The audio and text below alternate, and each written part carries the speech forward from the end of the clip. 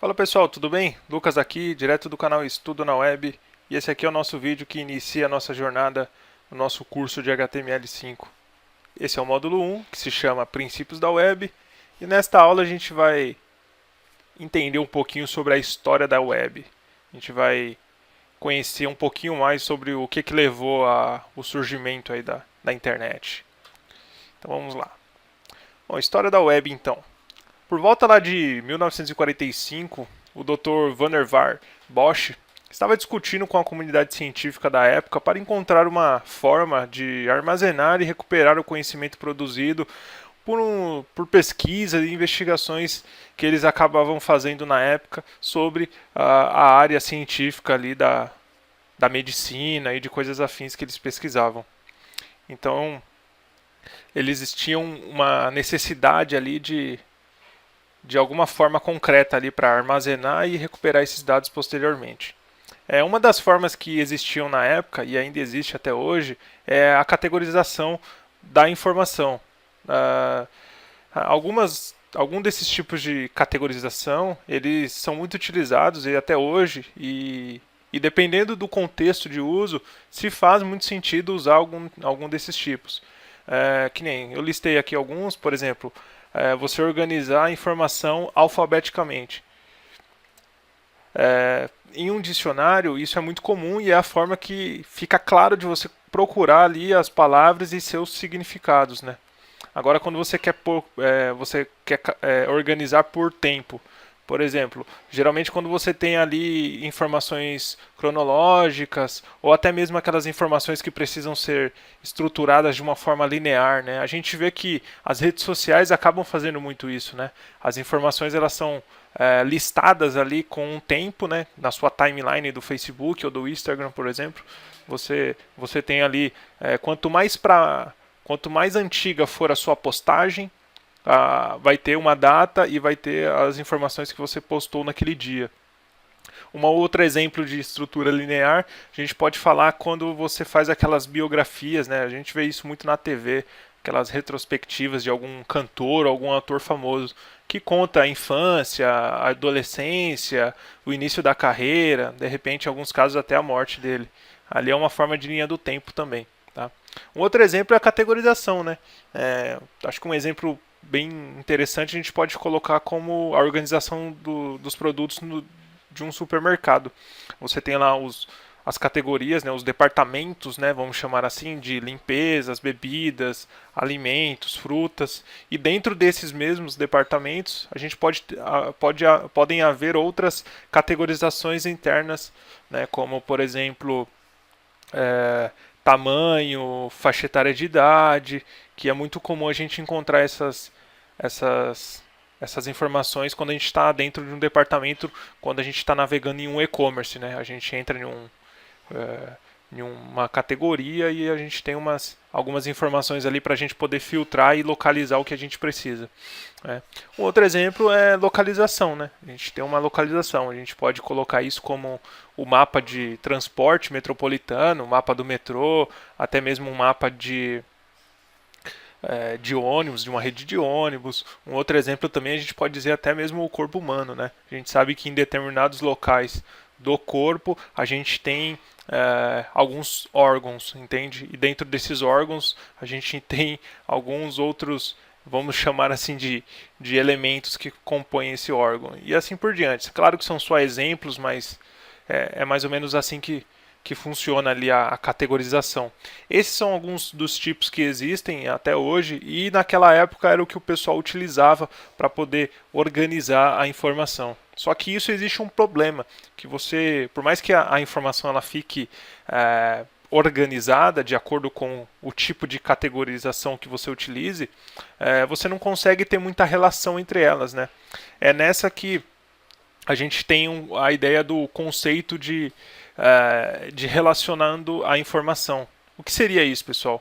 Bom, uma necessidade que o pessoal via naquela época, você pensa assim, você é um determinado pesquisador e você precisa obter algumas respostas.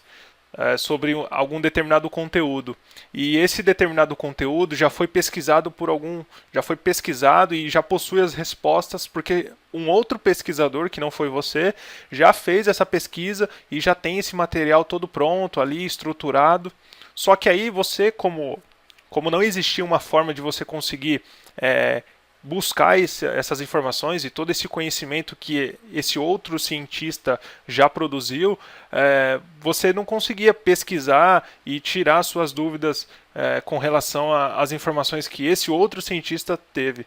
Muitas das vezes a pessoa ela tinha que fazer também essa pesquisa e isso deixava o trabalho muito mais complicado para você conseguir obter as informações que você precisava para você, como pesquisador, poder continuar ali com a sua pesquisa. Então, com base nisso, um doutor chamado, o mesmo doutor, né, o Vannevar de Bosch, ele sugeriu, ele propôs, né, a criação do MEMEX. O que é o MEMEX? Ele é uma máquina que organiza a informação de diferentes formas que existiam na época. Ou seja, ela não ia com base naquelas categorizações que nós vimos tempos atrás. Ele simplesmente fazia a organização baseada em associações e relacionamentos. Esse tipo de associação e relacionamento, pessoal, é mais ou menos o que a gente faz quando a gente está conversando com alguém. Pensa comigo, quando você está conversando com alguém sobre um determinado conteúdo ou assunto, conforme você vai conversando, as informações elas vão sendo linkadas a outras. Vamos imaginar que você está conversando de um filme e nesse filme lá passa um carro muito bonito. Em algum momento dessa conversa pode ser que você faça um gancho para começar a falar de carro ou até mesmo qualquer outro tipo de assunto que possa surgir através desse assunto central que você estava conversando. Então, a ideia dessa máquina, né, o MEMEX, era exatamente isso, era você conseguir fazer associações entre os assuntos e trazer assuntos relacionados, tá? Então, como eu já falei, um exemplo, né, o objetivo do MEMEX era dar a possibilidade das pessoas consultarem e relacionarem as informações. Vou te dar um exemplo aqui, né, como eu falei anteriormente, você pesquisa sobre oxigênio, depois você poderia relacionar esse conteúdo com informações sobre combustão e florestas e outras informações que você poderia filtrar também. E você ia obter essas informações relacionadas ao oxigênio. É como se ele trouxesse para você assuntos relacionados. Se a gente for parar para pensar, pessoal, os buscadores, tipo como o Bing, como até mesmo o Google, eles funcionam assim até hoje. Claro que está existindo aí uma melhoria sobre a forma com que os resultados são exibidos para nós, mas eles ainda utilizam muito desse conceito de conteúdo relacionado e até mesmo conteúdos relevantes, né? E sempre que ele traz esse resultado, né, quando nós fazemos uma pesquisa, cabe a nós, as pessoas que estão pesquisando sobre um determinado conteúdo, fazer o filtro do que é algo mais relevante.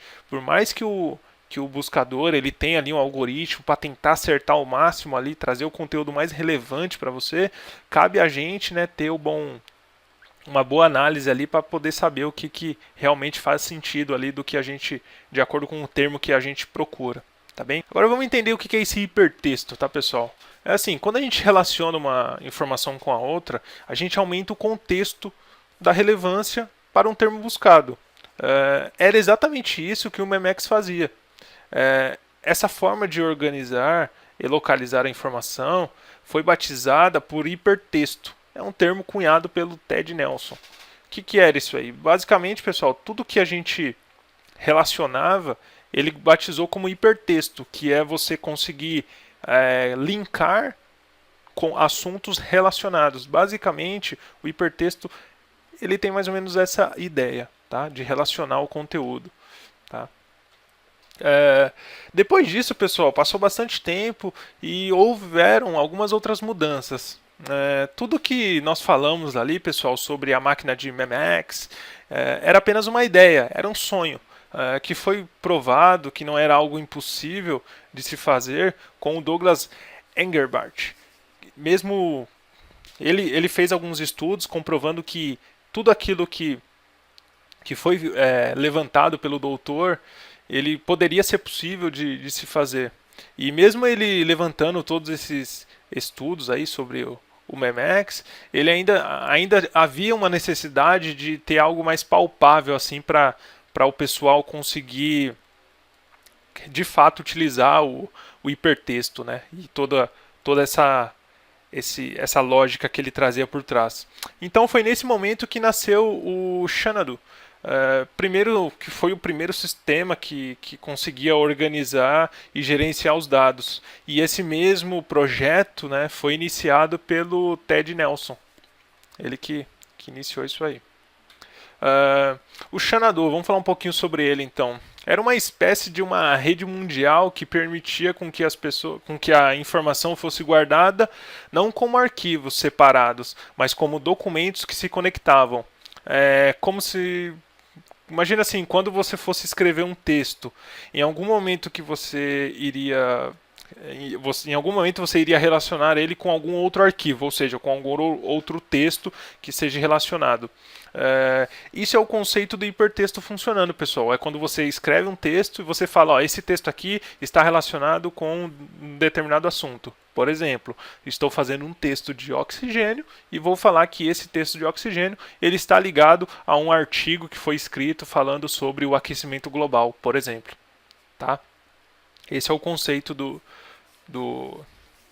hipertexto. O projeto Xanadu ficou no ar até 1998. Como eu já havia dito, ele foi criado pelo Ted Nelson, também o Douglas Engelbart e toda a sua equipe, tá, pessoal? Agora a gente vai entender o que era esse World Wide Web, ou o que a gente chama hoje de W3C. Por volta lá de 1984, o professor Tim Berners-Lee escreveu um artigo para iniciar um projeto piloto com a ideia de validar o protocolo TCP/IP, que na época ali estava iniciando. Esse professor ele foi muito eficiente em seu estudo, pessoal, e ele em setembro de 1994 acabou criando ali o W3C. O HTML, pessoal. O HTML é a base da web, pessoal. O HTML é uma linguagem de marcação de hipertexto. Ele nasceu por volta ali de 1990 e a sua criação, né, a estrutura base da linguagem, foi baseada em uma outra linguagem que existia na época, que é o SGML, que era uma linguagem para estruturação de documentos, que foi com ele que o HTML herdou ali a sua estrutura, e algumas tags como H1, H6, head, tag P, entre outras tags também que existiam, né? E por volta ali de 1995, vamos dizer assim, a W3C acabou regulamentando ali, padronizando tudo que existia no HTML, ou seja, adotou um padrão, como se fosse uma especificação. E essa especificação ela é tão importante, né, que você vê que algumas pessoas levam bastante em consideração, porque é através das especificações que algumas empresas como Microsoft, Apple, elas vão colocando funções dentro do navegador, né, o browser, para que eles funcionem algumas interações bem legais, que eu vou detalhar um pouquinho na aula de browsers, tá? Que é por isso que a especificação ela é muito importante. E foi a partir de 1995 que a W3C começou a tomar conta disso. Uma coisa interessante que vale comentar é uma, vamos dizer assim, que uma disputa que aconteceu sobre o Xanadu versus o HTML.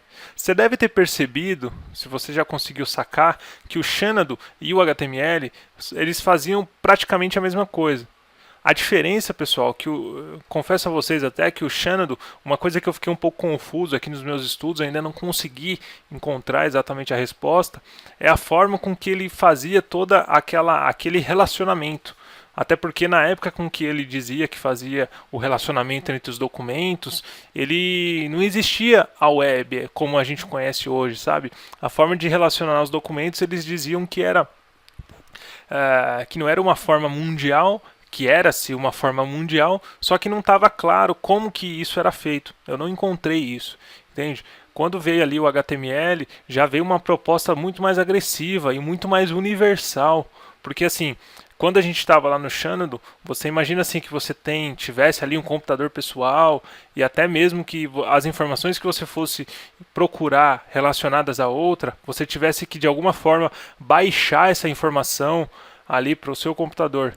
Na web, quando veio o HTML, toda aquela raiz da W3C, era diferente. As informações estavam na internet e a forma com que você localizava as informações era pelo HTML. O HTML ele deixou meio que universal a coisa. Qualquer um que tivesse acesso à internet, pudesse fazer alguma pesquisa e trazer conteúdos relacionados, você conseguia ter essas informações. E o HTML foi importante nisso tudo, por quê? Porque é com o HTML que a gente faz a marcação, que a gente serve conteúdo na internet. Ou seja, uma das tags mais importantes que hoje parece ser bem boba, mas é a tag A, que é a âncora, né? Que é quando a gente linka um conteúdo com outro. Era através desse tipo de relacionamento que o HTML acabou ganhando poder e, na minha opinião, é uma das coisas que torna a web fantásticas, né? Se você for parar para pensar, se você começar a clicar em link, você vai cair em site, vai sempre em outro site que vai relacionando com outro conteúdo e isso acaba sendo que quase um loop infinito ali. Se você ficar clicando em links relacionados sempre, você sempre vai cair em outro. É meio que que sempre vai, parece que não tem fim, né? A verdade é essa. E o HTML, por essa forma de deixar a informação relacionada, ele foi muito mais eficiente e deixou ali e fez com que ele ganhasse vamos dizer assim, a disputa.